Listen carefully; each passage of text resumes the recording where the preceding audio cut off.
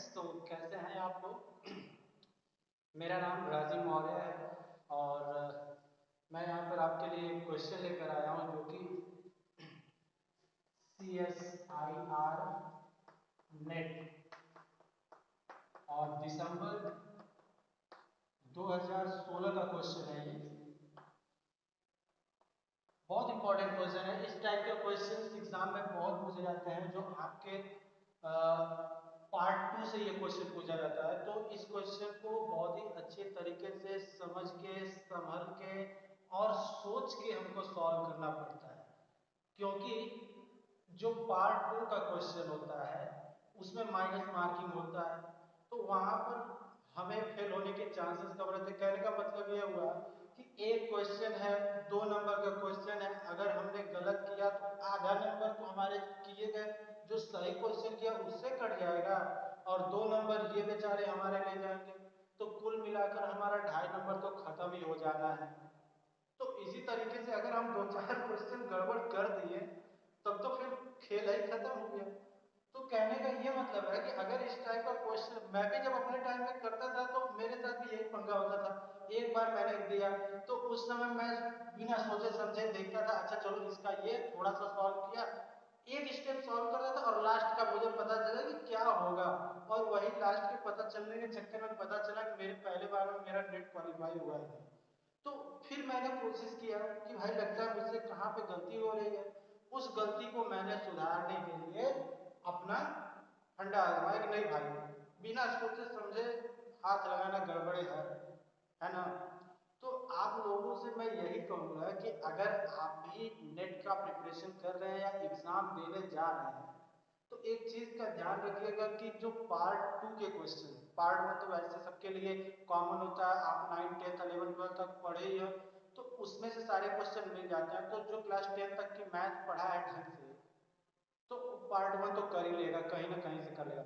लेकिन सबसे भयंकर पंगा होता है पार्ट 2 में। पार्ट 3 तो ठीक है, हो गया तो सही, नहीं हुआ तो सही, नंबर नहीं कटना है उसमें से, जो भी कटेगा यही बंदा ले जाता है। होता नंबर तो कटता है, एक तो गलत हुआ तो 4 नंबर गया, लेकिन माइनस मार्किंग नहीं होता है। जो भी माइनस मार्किंग होता है वो पार्ट 2 से ही होता है। तो ये जो क्वेश्चन मैंने यहाँ पर लिखा है, ये क्वेश्चन CSIR नेट दिसंबर 2016 का क्वेश्चन। 2016 में मैंने परीक्षा दिया नहीं था लेकिन प्रश्न पढ़ा था। तो आज मैं आपके लिए यही प्रश्न लेकर आया हूं कि इस प्रश्न को हम कैसे सॉल्व करके सही ऑप्शन टिक करेंगे। देखिए, पहले क्या होता था कि एग्जाम जब हम देते थे तो उस समय मैनुअल होता था जब हम एग्जाम देते थे। अब 2 साल से 2 बार से ये NTA क्या कर रहा है, इसको भी ऑनलाइन करा रहा है UGC के जैसे, ठीक है। तो इसमें क्या होता है कि हम ऑप्शन को करते समय थोड़ा ध्यान रखना पड़ता है। गलती वहां भी होती थी, काट कर दूसरा ऑप्शन करेंगे तो भी वो चेक नहीं करेगा, वो गलत ही होना है, तो थोड़ा ध्यान रखेंगे। चलिए इसको सॉल्व करके देखते हैं कि इसमें से कौन सा ऑप्शन हमारा सही होगा। तो सबसे पहले जो क्वेश्चन है उसको देखते हैं। ये क्वेश्चन सीरीज का क्वेश्चन है, ठीक है। And the question is f is such that r to r there is a function defined in the set of real number to the set of real number which satisfied f of x plus y is equal to f of x plus f of y for all x and y are the elements of r and f of 1 is equal to 7, then summation r varies from 1 to n, f of r is what? Here we have to find the value of summation r is equal to 1 to n f of r. Means हमको इस series की value find करनी है कि जब हम r की value 1 से n तक वेरी कराएंगे तो ये जो सीरीज है समेशन एफ आर, इसकी वैल्यू क्या होगी, ठीक है। तो चलिए देखते हैं इसकी वैल्यू हमको क्या मिलती है।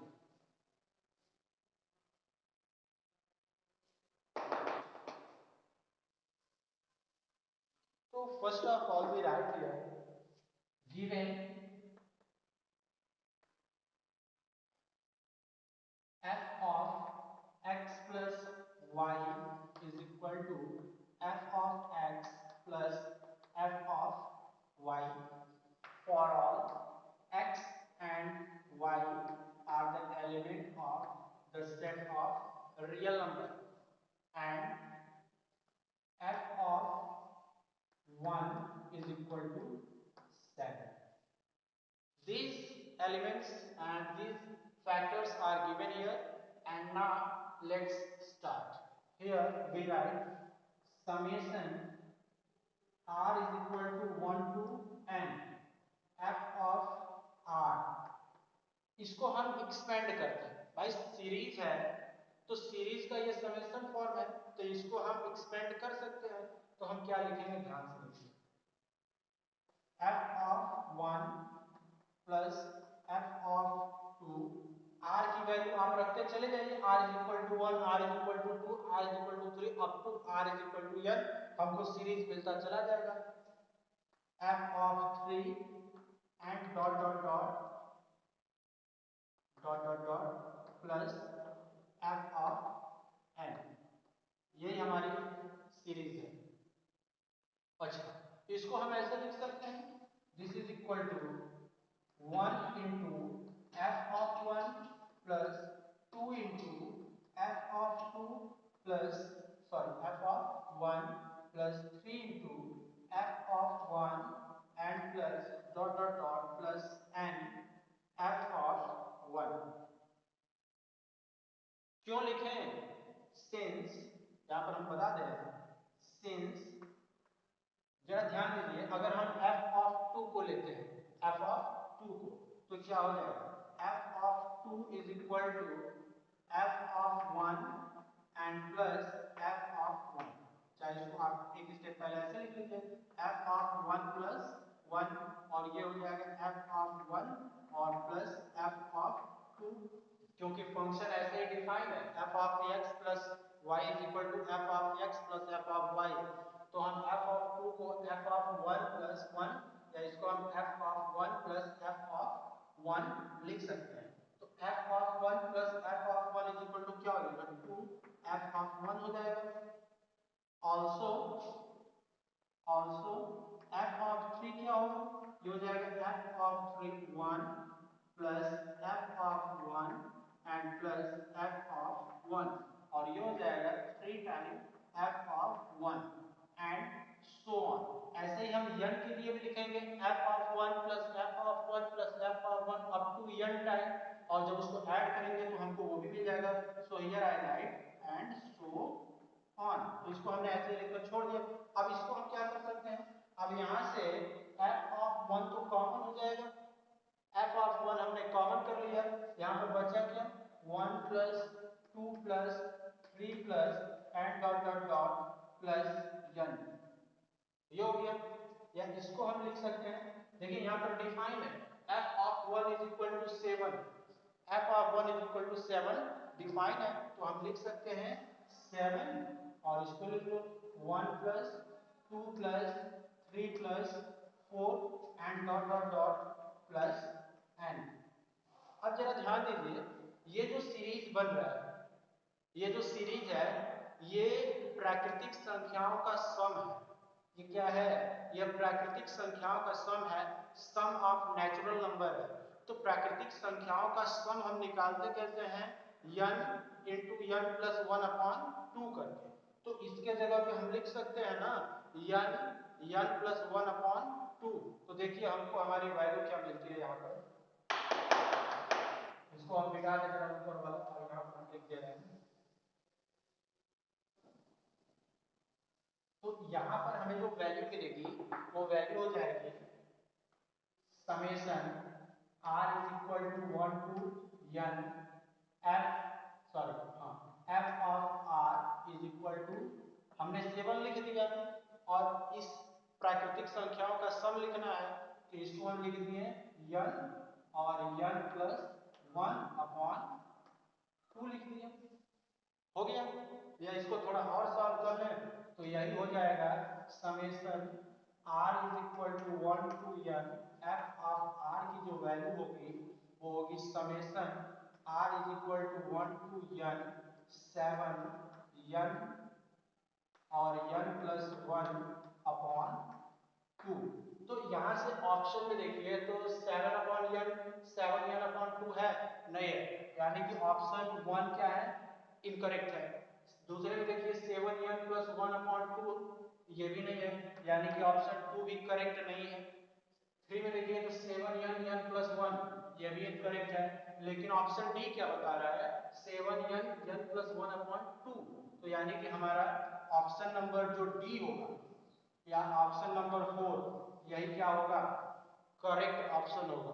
तो जब भी क्वेश्चन को आप, जैसे आप एमएससी पास करके आप नेट की तैयारी करते हैं, तो एक बात का जरा ध्यान रखा करिए कि हम जो भी बीएससी एमएससी में अभी तक पढ़े हैं, अगर हमको नेट की परीक्षा में बैठना है, नेट की परीक्षा पास करनी है, तो उसके लिए जरूरी होता है कि छोटे छोटे बेसिक फंडामेंटल्स डेफिनेशंस को और जो भी फार्मूले है उसको अपने ब्रेन में रखें, क्योंकि जब तक वो फार्मूले याद नहीं रहेंगे हम इसको कर ही नहीं सकते। तो ऐसे क्वेश्चंस को सॉल्व करने के लिए हमें वो सारे रिजल्ट्स को याद रखने पड़ते हैं। ये नेट की परीक्षा मामूली परीक्षा तो हम देने नहीं जा रहे हैं, तो नेट की परीक्षा अगर हमको देनी है तो उसके लिए जरूरी है कि जो भी छोटे मोटे फार्मूले हैं, बेसिक जो है, उसको आप याद रखें। दूसरी चीज मैं आपको बताना चाहूंगा कि आप बेसिक को अगर क्लियर करते हैं, तो हम जब बीएससी एमएससी में एकेडमिक की पढ़ाई किए हैं तो बस थियरम सॉल्व करके छोड़ देते थे, क्योंकि हम जानते थे परीक्षा में पूछेगा तो सिर्फ थियरम ही पूछता है, एप्लीकेशन बहुत कम पूछता है। एप्लीकेशन पढ़ना रहेगा तो मैकेनिक्स में से पढ़ लेंगे, पास हो जाएंगे, डिफरेंशियल इक्वेशन में से पढ़ लेंगे, पास हो जाएंगे, कोऑर्डिनेट ज्योमेट्री डिफरेंशियल ज्योमेट्री पढ़ लेंगे, पास हो जाएंगे, operation research linear programming problem के एप्लीकेशन पढ़ लेंगे, पास हो जाएंगे। लेकिन रियल एनालिसिस में कभी भी हम लोग एप्लीकेशन को जल्दी नहीं सॉल्व किए हैं। वहां पे हम लोग मात्र यही सॉल्व करते थे, थियरम सॉल्व कर लिया, 10 थियरम पढ़ लिए, पास हो जाना है। हाँ, सीरीज का 10 थियरम पढ़ लिया, 20 नंबर मिल जाए। तो मित्रों मैं यह कहूंगा कि आप बीएससी एमएससी में थियरम पढ़ के तो पास हो जाओगे, लेकिन नेट की परीक्षा पास करनी है तो जो थियरम अभी तक हमने पढ़ा है, उस थियरम पर आधारित जितने भी एप्लीकेशंस हैं उनको सॉल्व करने की कोशिश करिए। ठीक है, तो जितने भी लोकल राइटर्स की बुक हम पढ़ते हैं, उन बुक से अगर हम एप्लीकेशन सॉल्व कर लें, तो मेरा जहां तक अनुमान है कि 70% चांस आपका तो बन जाता है कि आप पास हो जाओगे नेट। और जहां नेट पास हो गया तो फिर मजे है। तो मुझे आशा है कि इस क्वेश्चन का सोल्यूशन आप सबको बहुत अच्छे से क्लियर हो गया होगा। अगर आपको कहीं पर कोई डाउट है तो आप प्लीज कमेंट सेक्शन में जाकर कमेंट करिए, हम आपके डाउट को अगली कक्षा में क्लियर कर देंगे। अगर आप मेरे चैनल पे नए हैं, so please don't forget to subscribe my channel and also please share my channel. Please share this video. Okay? So thank you very much. We shall meet in our next class with new question. Till then, goodbye.